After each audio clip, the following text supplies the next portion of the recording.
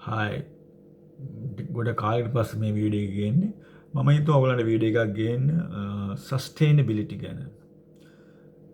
මේ දවස්වල ගොඩක් ලෙජිස්ලේෂන් එහෙම නැත්නම් නීති රෙගියුලේෂන් ග්ලෝබල් ලෙවල් එකේ තියෙනවා. එමින් පවතිනවා සහ ඒවල විවිධ චේන්ජස් ඇති වෙමින් පවතිනවා. ලොකු ඩිබේට් එකක් තියෙනවා ඒ සම්බන්ධයෙන්.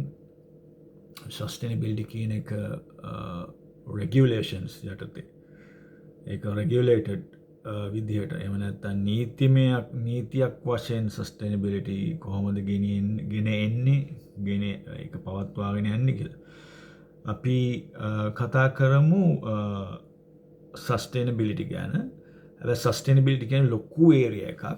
මම මේ කතා කරන්නේ කෝපරේට් සස්ටේනබිලිටි. කෝපරේට් කිව්වාම අපි මේ කතා කරමු අපිට දැනෙන විදිහට. මේක විවිධ ඩෙෆිනිෂන් ටෙක්නිකල් වර්ඩ්ස් ගැන තාක්ෂණික වචන තියෙන්න පුළුවන්. හැබැයි අපි කතා කරමු අපිට දැනෙන විදිහට කොහොමද මේක අපි තේරුම් ගන්න. දැන් අපි අල්ලගන්නේ කොහොමද මේක? දැන් කෝපරේෂන් එක කෝපරේට් කියන එක අපිට දැනෙන ඒක ආයතනයක්. කෝපරේට් කියන ආයතන කෝපරේෂන්ස් ඒක සාමාන්‍ය දෙයක්. බලමු සස්ටේනබිලිටි කෝපරේට් සස්ටේනබිලිටි. සස්ටේනබිලිටි කිව්වහම ඒකෙත් විවිධ ආකාර තේරුම් ගැනීම් තියෙනවා. සියලුම දේවල් නිවැරදි. අපි විවිධ ආකාරයෙන් ඒවා තේරුම් අරගෙන තියෙනවා.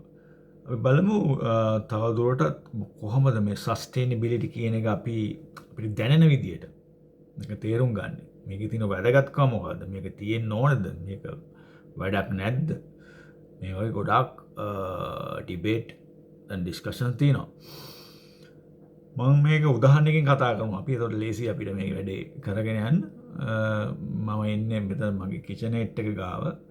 මේක පිටිපස්සේ තියෙනවා පිඟන් කෝප්පය වගේ දේවල්. මම එතනින් පටන් ගන්නම්. අපි ප්‍රොඩක්ට් බේස් අප්‍රෝච් එකට ගියොත් يعني භාණ්ඩයක් බේස් කරගෙන මේක තේරුම් ගන්න ගියොත් ඒක පිඟාන හදන්න අමුද්‍රව්‍ය අපිට ගන්න ඕන පරිසරයෙන්. ඊට පස්සේ ඒක මිනිස් ශ්‍රමය, එතකොට මැෂින්ස්, එනර්ජි ඒ වගේ දේවල් භාවිතා කරලා ආයතනික ව්‍යුහයක් භාවිතා කරලා මේක පිඟාන බවට පත් කරනවා. කර්මාන්තශාලාවක් තුලින්.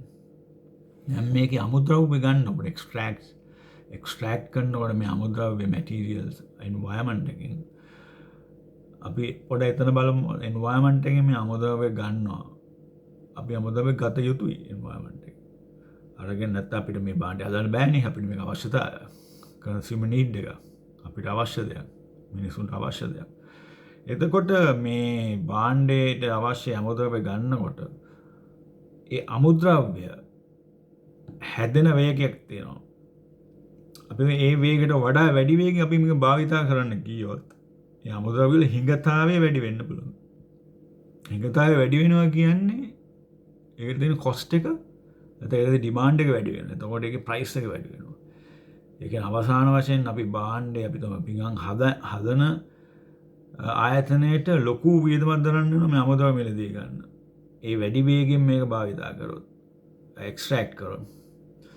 එතකොට අපිට ප්‍රශ්නයක් තියෙනවා. අපිට අවශ්‍යතාවයන් තියෙනවා මේක එක්ස්ට්‍රැක්ට් කරන්න ඕනේ. හැබැයි පරිසරයට හානියක් වෙනවා කියලා එතන අදහස් කරන්නේ මේ අමුද්‍රව්‍ය ඉෆෙක්ටිව් විදිහට යූස් කරන්නේ කොහොමද කියන එක. එතකොට මෙතන මේ ඉෆෙක්ටිව් විදිහට මේක යූස් කරන එකටත් අපි සස්ටේනබිලිටි කියනවා. මේකත් එන්වයරන්මන්ටල් සස්ටේනබිලිටි එක. සස්ටේනබිලිටි කියන එකේ අවස්ථාවක්.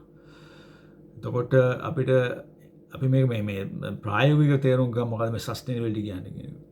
ඉතින් මේක බිස්නස් එකේ ඇතුලේ තියෙන දෙයක්. මේක එළියේ තියෙන දෙයක් නෙවෙයි. මේක පිටින් ඒලියන් විදියට ආව එකක් නෙමෙයි.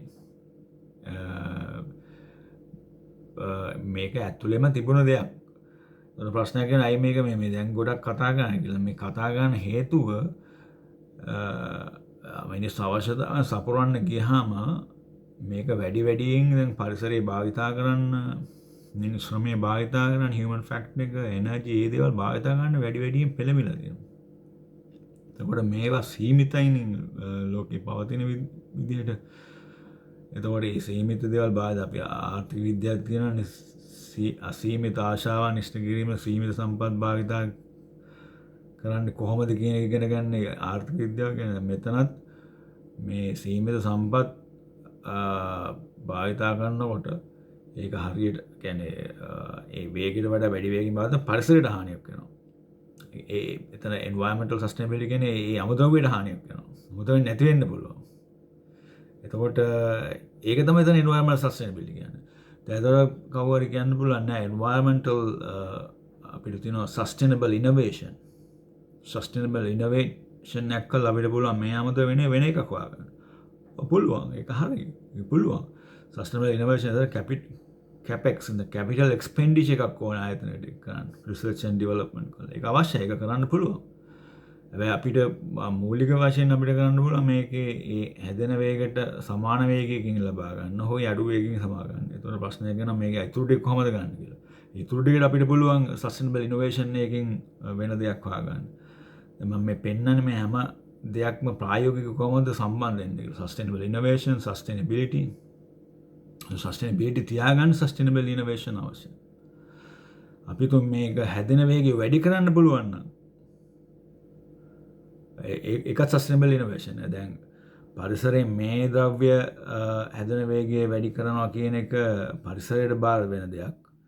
අපි උදාහරණයක් විදිහට ගමු ඒ ප්‍රොසෙස් එක කරන්න පුළුවන් පරීක්ෂණයක් කරලා ඒක ස්වභාවිකවම මේකේ වේගය වැඩි කරන්න ඒ ද්‍රව්‍යයන් දැන් මේ ද්‍රව්‍යයන් හැදිලා තියෙන දේවල් නම් මේවා අපි භාවිතා කරනකොට අයින් වෙනවා සම්පූර්ණයෙන්ම. මේක හැදෙනවා නම් පරිසරයෙන් මේක අපිට පුළුවන් හැදෙන වේගය වැඩි කරන්න. අපි උදාහරණයක් ගමු මාළු කියන එක ෆිෂරිස් ගමු. ෆිෂරිස් අපි මේ මාළු අල්ලන වේගය වැඩි වෙන ඒ ෆිෂරිස් මාළු හැදෙන වේගය නැත්නම් පැටවුන්ගෙන් ලොකු මාළු හැදෙන වේගයට වඩා වැඩි වේගෙන් අපි අල්ලන්න ගියොත් එහෙම මාළු නැති වෙලා යන්න බලන්න. එතකොට අපිට හැබැයි පුළුවන් නම් ඒ මාළු හැදෙන වේගය වැඩි කරන්න. ඒ පරිසරයේ මාළුන්ට ඇති කරලා ඒක වැඩි කරන්න. එතකොට අපි වැඩි වේගෙන් එල්ලුවට ගැටලුවක් වෙන්නේ නැහැ. ඒක සස්ටේනබල් එතකොට. දැන් මෙතන මේ හැමදේම පරිසරෙන් ගන්න එපා කියන එක නෙමෙයි සස්ටේනබිලිටි කියන්නේ. පරිසරෙන් ගත යුතුයි.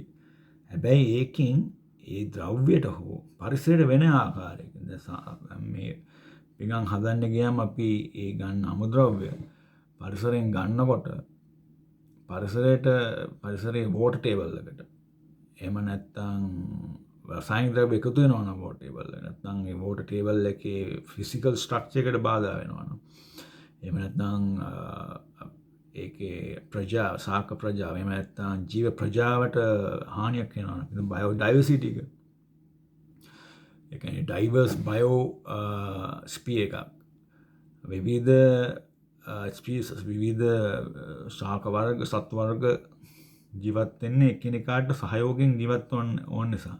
ඒත් එක්කෙනෙක්ගේ ලයිෆ් එක ගෙනියන්න බෑ අනිත් කෙනෙක් මොකද එකිනෙකට ඉන්ටර්ඩිපෙන්ඩන්ට්. දැන් උදාහරණයක් විදිහට අපිට කෑම ඕනේ අපි ජීවත් වෙන්න. කෑම කියන්නේ ශාක. එතකොට අපි ගන්න මාංශ ගන්න සත්වයන්. එතකොට ඒ දේවල් නැති වුණොත් තමයි අපිට කන්න හම්බෙන්නේ. අන්න ඒ වගේ අපි ඩිපෙන්ඩන්ට්. මිනිහත් ඒකේ කොටසක්. එතකොට මේ ඩයිවර්සිටි එක නැති වුණොත් අපිට කිසිම දෙයක් කරන්න බෑ.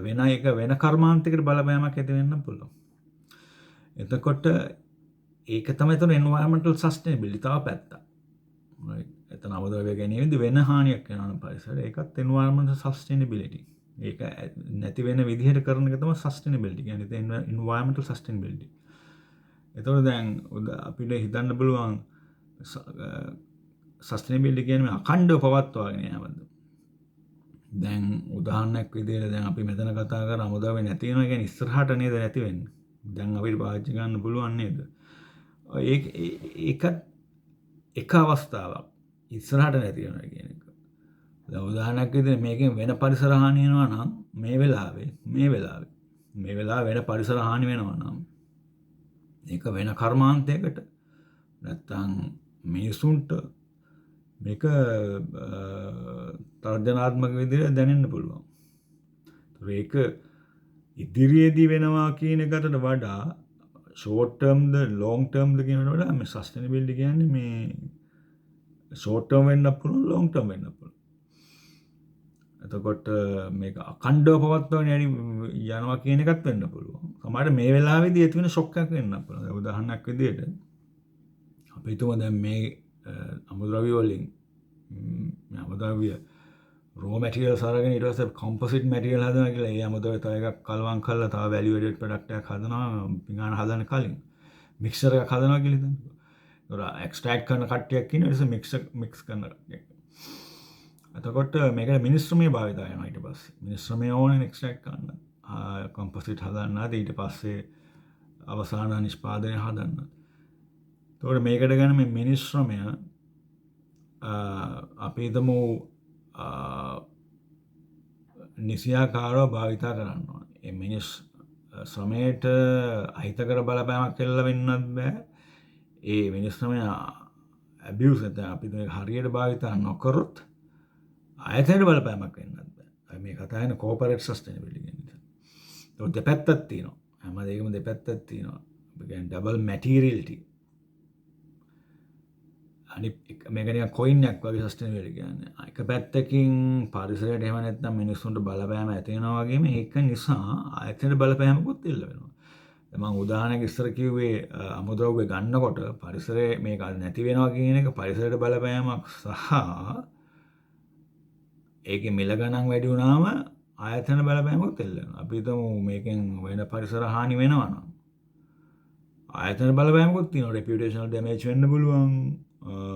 වෙන දේවල් නීතිමය දේවල් වෙන්න පුළුවන්. ආයතන බලපෑමකුත් තියෙනවා. අනිත් පැත්තෙන් පරිසර බලපෑමකුත් තියෙනවා. ඒක හැමතිස්සෙම මේක ඩබල් කොයින් එකක්. ඩබල් සයිඩඩ්. දෙපැත්තක් තියෙනවා මේකේ. දැන් මම කතා කරා එන්වයරන්මන්ටල් සස්ටේනබිලිටි අපි කතා කරන හියුමන්. දැන් මේකට හියුමන් මිනිස්සු එකතු වෙනවා ශ්‍රමය ලබා දෙනවා මේක කරගෙන යන්න. ඒතකොට එනර්ජි මැෂින්ස් කියන දේවලුත් එකතු වෙනවා. එතකොට මේ මිනිස් ශ්‍රමය නිසියාකාරව භාවිතා කරන්න ඕනේ. ඒක භාවිතා නොකරොත් මම වගේ දෙපැත්තම බලපෑම් කරලා යනවා. ඒක තමයි අපි සෝෂල් සස්ටේනබිලිටි කියන්නේ. මිනිස් ශ්‍රමය නිසියාකාරව භාවිතා කිරීම. දැන් මේ දේවල් මෙච්චර කල් තිබුණේ නැති නෙමෙයි තිබුණා ආයතනවල. දැන් අපිට ප්‍රශ්නයක් ඇයි මේ සස්ටේනබිලිටි කීකීමේ දැන් මේක මේ ගොඩක් උස්සන්න හදන්නේ කියලා. දැන් මේකට හේතුව මේක වැඩියෙන් භාවිතා වීම. අපි හිතමු දැන් මේ ග්ලෝබලයිසේෂන් කියලා concept එකක් තියෙනවානේ. concept එක ඇත්ත ප්‍රායෝගිකව සිදුවන දෙයක්. අපි එක තැනක හදලා ඒ තැන භාවිතා කරන්නේ නැහැ ඒ දේ. එක තැනක හදලා මේක ලෝකේ හැමතැනම භාවිතා කරනවා. එතකොට ඒ හදන දේ ප්‍රමාණය අතිශයින් වැඩි. ඒ කර්මාන්ත බොහොම වඩා වර්ධනය වෙනවා. එතකොට මේ දේවල්ට අවශ්‍ය අමුද්‍රව්‍ය වැඩියෙන් ගන්න වෙනවා. එතකොට ඒක සඳහා මිනිස් ශ්‍රමය ඒ අවටින් විශාල වශයෙන් ගන්න වෙනවා. එතකොට මේවල ප්‍රශ්න ඇති වෙන්න පුළුවන්. ඒ නිසා තමයි මේ ඉම්පැක්ට් එක ගැන කතා කරන්නේ දැන්. මේ සස්ටේනබිලිටි කියන වචනේ ඇවිල්ලා තියෙන්නේ. તો මේක නොතිබුණා නෙමෙයි මේක ආයතනවල තිබුණා. මේක අපි දැන් කුඩාවට කරනවා කියලා හිතන්නකෝ. අපි රටක් ඇතුලේ දෙයක් හදලා ඒ රටේම විකුණනවා. ඒතර මේ කුඩාවට ගන්න તો ලොකු බලපෑමක් එල්ල වෙන්නේ නැහැ පරිසරයට සහ මිනිසුන්ට. ඒක කුඩා වශයෙන් කරන නිසා. මේක දැන් මහ පරිමාණයට ආපු ගමන් ලොකු බලපෑමක් එල්ල වෙනවා. දැන් මම මේක අදහස් කරන්නේ මේ කුඩා වශයෙන් කරනකොට මේකෙන් පරිසරයට බලපෑමක් එන්නේ නැහැ. ඒක සමහර සෙන්සිටිව් දේවල් තියෙනවා. අපි හිතමු පොළොව කනලා අපි කනිනවා කියලා මයිනින් කළා මොනවා හරි කුඩා ව්‍යාපාරයක් කරනවා කියලා. එතනින් පරිසරය යම් කිසි බලපෑමක් එන්න පුළුවන් කුඩා ව්‍යාපාරයක් වුණත්. ඒ සමහර සෙන්සිටිව් බිස්නස් තියෙනවා. මෙතනදී අපි බලන්නේ පරිසරයට බලපෑමක් වෙනවද? ඒකෙන් අපිට බලපෑමක් වෙනවා. ඒ වගේම සෝෂල් නැත්නම් හියුමන් ෆැක්ටර් එකට බලපෑමක් වෙනවද? ඒකෙන් අපිට බලපෑමක් වෙනවා. දෙපැත්තම තියෙනවා. මේක ඩබල් මේක කොයින් එක. ඩබල් සයිඩඩ්. ඒතකොට සෝෂල් සස්ටේනබිලිටි. දැන් ඔයගොල්ලන්ට පේනවා දැන් මේ දැන් සමහර කෙනෙකුට කියන්න පුළුවන් මේ අපි මේ කතා කරන දේවල් මේ හෙට ගැන නේද කතා කරන්නේ. අද නෙමෙයි. දැන් සමහර දැන් උදාහරණයක් විදිහට ගන්න. අපි වාහන නිෂ්පාදනය කරනවා. අපි හොයන්නේ මේ නිෂ්පාදනය කරන තැන මොන වගේ ශ්‍රමයේද භාවිත. අපි හිතමු ළමා ශ්‍රමය. චයිල්ඩ් ලේබර් භාවිතා කරනවා. අපි දන්නේ නැහැ. අපි හොයලා බලන්නේ. අපි මේ දැන් බඩු අරගෙන අපි විකුණනවා. අපේ ස්ටොක් එක අපේ විකුණන බඩු කොහේ හරි කස්ටමර් එකේ නවත්තනවා. මේගොල්ලෝ දැනගෙන. ඒකට වෙන්නේ අපිට ලොකු පාඩුවක්. දැන් මේක මේ කාලෙකට පස්සේ වෙන දෙයක් නෙමෙයි මේක ලබන මාසේ වගේ වෙන දෙයක්. දැන් අද මේ මාසෙම කරොත් ලබන මාසේ අපිට විකුණ ගන්න බැරි වෙනවා. ඒතර මේක මේ අනාගතය පිළිබඳ ගැටලුවක් නෙමෙයි. මේක මේ වෙලාවේ වෙන්න පුළුවන්. අපේ කරන්ට් ඔපරේෂන් වලට බලපෑමක් එල්ල වෙන්න පුළුවන්. අපි මේ ගැන කන්සිඩර් කරේ නැත්නම්. මේක ෂෝට් ටර්ම් වෙන්න පුළුවන්, ලොන්ග් ටර්ම් වෙන්න පුළුවන්. එතකොට සස්ටේනබිලිටි කියන එක ලොන්ග් ටර්ම් විය යුතුයි කියලාම කතාවක් නෑ. ෂෝට් ටර්ම් වෙන්න පුළුවන්. දැන් සමහර සප්ලයි චේන් එක අපි කියනවා සප්ලයි චේන් disruption. නැත්නම් disruption of our supply chain. අපේ සප්ලයි චේන් එක සමහරලාට disrupt වෙන්න පුළුවන් මේ වගේ දේවල් නිසා. right. social අපි ගන්න තැන්වල හරියට ඒව කරේ තියෙන්නේ නැත්නම් ස්ටෑන්ඩඩ් ෆලෝ කරේ නැත්නම් අපිට සමහරට ඒ බඩු ගන්න බැරි වෙනවා. මේ වෙලාවට අරගෙන විකුණන්න බැරි වෙනවා. right. අපි ඒක හොයලා බැලුවේ නැත්නම් ඒ කියන්නේ අපිට social audits assessment කියලා කියන්නේ social audit, labor audit, then labor regulations and නීති වලින් ගෙනාපු labor regulations standards තියෙනවා. ඒ වගේම ethical initiatives වලින් ආයතන වලින් හදපු ස්ටෑන්ඩර්ඩ්ස් තියෙනවා ethical. ඒ කියන්නේ nice to have law එකෙන් එන්නේ by law එකෙන් must have nice to have standards තියෙනවා. අපි due diligence කියලා කියන්නේ business due diligence. ඒකට අපි ethical වෙන්න ඕනේ socially. අපේ කරන business එකට බඩු ගන්න ආයතනත් අපි එතකොට ඒකත් sustainability. ඒක අර මං කිය social audit සහ labor audit වල යම් කිසි වෙනසක් තියෙනවා. ඒ වගේම environmental audit තියෙනවා. අපි මේ audit කරලා බලන්නේ මේ sustainability එක වල තියා ගන්නවද කියලා. ඒගොල්ලෝ සහ අපි supply chain එක ගත්ත supply chain එකේ ඉන්න ඔක්කොම actors ලාද supply chain එක ගැන අපි හිතමු එක්කෙනෙක්ගෙන් බඩු ගන්න නෙමෙයි ගොඩාක් කට්ටියකින් තමයි මේ බඩු ටික අපිට එන්නේ.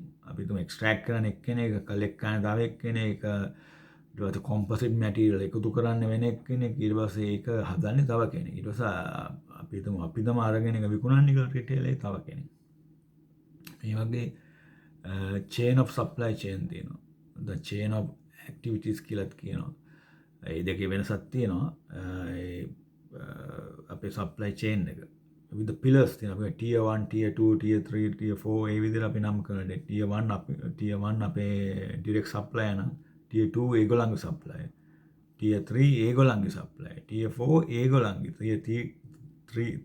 tier 3 එකේ supplier තමයි tier 4. ඒගොල්ලන්ට බඩු දෙනවා.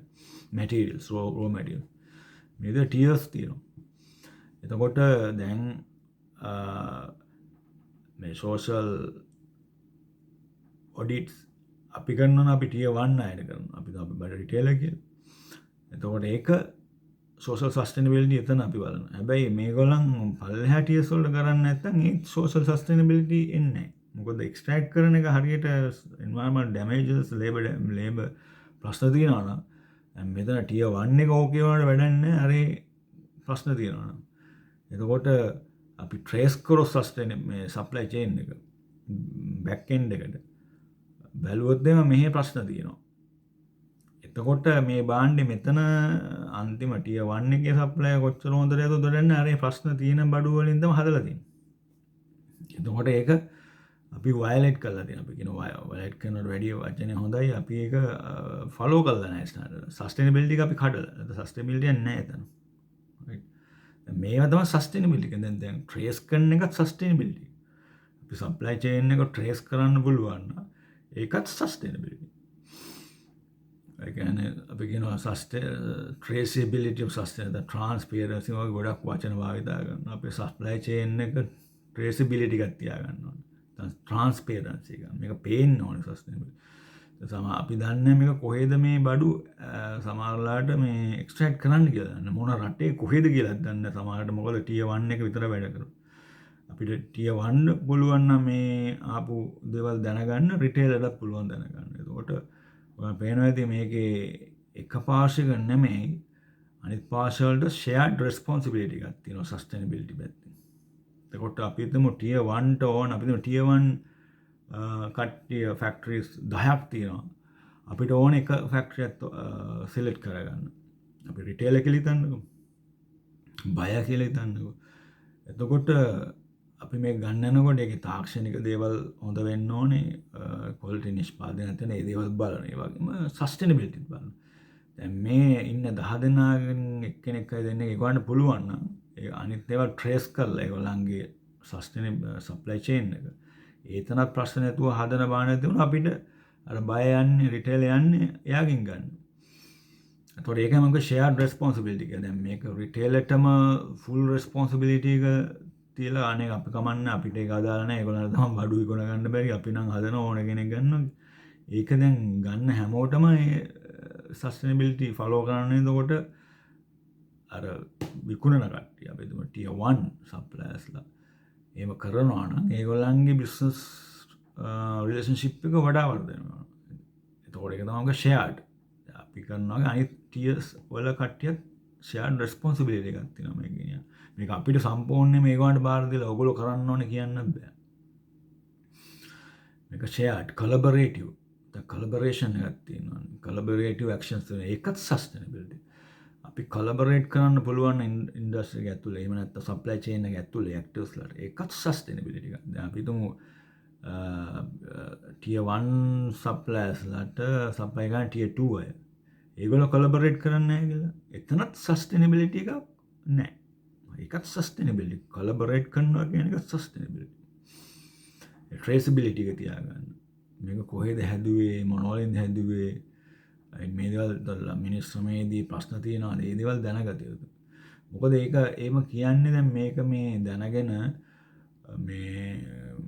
මේක විකුණන්න ගියාම මේක මාකට් කරන්න අරමුණම නෙමෙයි. ඒ අරමුණ නෙමෙයි. මෙතන අවශ්‍යතාවය තියෙන්නේ දැන් ඒ වගේ දේවල් තිබුණොත් මේ සප්ලයි චේන් එක ඩිස්ට්‍රප්ට් වෙන්න පුළුවන් මං කිව්වා වගේ. කඩාගෙන වැටෙන්න පුළුවන්. මොකද දැන් අපි තුම චයිල්ඩ් ලේබර් භාවිතා කරනවා නම් ඒ දේවල් කරන්න අමාරුයි. යම් කරගෙන යනකොට ප්‍රශ්න මතුවෙනවා.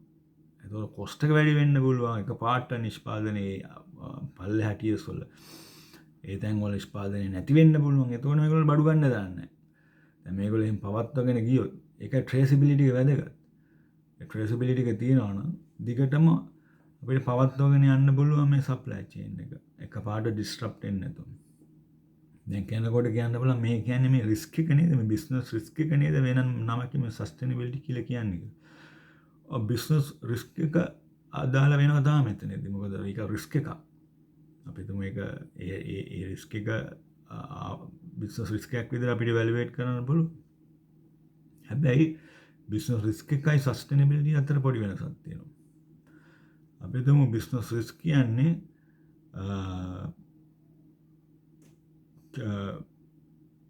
කැල්කුලේට් කරන්න පුළුවන් ෆිනෑන්ෂලි මොන වගේ රිස්ක් එකක්ද අපිට තියෙන්නේ කියලා.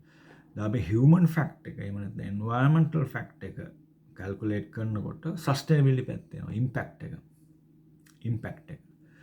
පරිසරයට හියුමන් ෆැක්ට් එකට තියෙන බලපෑම. එතකොට ඒ රිස්ක් එකත් අපි බලනවා. ඒ රිස්ක් එකයි අපේ ෆිනෑන්ෂල් රිස්ක් එක දෙකම. එතකොට අපිට පේනවා සස්ටේනබිලිටි. අපි බිස්නස් රිස්ක් එක විතරක් බැලුවොත් අපිට එන ෆිනෑන්ෂල් රිස්ක් එක අරකේ ෆිනෑන්ෂල් රිස්ක් එක අපි බලන්න. අපිට පුළුවන් හියුමන් රිස්ක් එක එන්වයරන්මන්ටල් රිස්ක් එකක් බලන්න. එතකොට සස්ටේනබිලිටි කියන ලොකු ඒරියා එක එනවා. කෝපරේට් සස්ටේනබිලිටි කියන එක. ඒකත් ටෝටලි රිස්ක් එකක්. හැබැයි අපි සාමාන්‍යයෙන් කරන්නේ බිස්නස් රිස්ක් එවලුවේෂන් එකකදී අපිට ෆිනෑන්ෂලි ආයතනය බලන්නේ ෆිනෑන්ෂල් ටර්ම්ස් වලින්. ෆිනෑන්ෂල් ටර්ම්ස් වලින් ඇති වෙන බලපෑම මොකක්ද කියන එක රිස්ක් එකකින් අපි ඇසස් කරන්නේ. අපි සස්ටේනබිලිටි ගියාම අපිට එළියේ තියෙන එකකුත් වෙනවා. එළියේ තියෙනවනේ ඇත්තටම ඒකත් බිස්නස් එකේ කොටසක්. දැන් හියුමන් ෆැක්ට් එකට එෆෙක්ට් වෙනවා නම් ඉන් රිටර්න් ෆිනෑන්ෂල් ඉම්පැක්ට් එකක් තියෙනවා. අනිත් පැත්තට. ඒ වගේම අනිත් බිස්නස් වලට ඉම්පැක්ට් එකක් තියෙනවා. ඒතකොට ඒ අනිත් බිස්නස් නිසා මේ බිස්නස් එක රිස්ක් එකක් එන්න පුළුවන්. මේ විදිහට මේක ගොඩක් බ්‍රෝඩ් ඒරියා එකක් තමයි සස්ටේනබිලිටි කියලා කියන්නේ. Corporate sustainability. මම හිතන්නේ දැන් මම මේ ඔයගොල්ලන්ට පෙන්නුවේ සස්ටේනබිලිටි කියන එක බිස්නස් එක ඇතුළෙම තියෙන දෙයක්.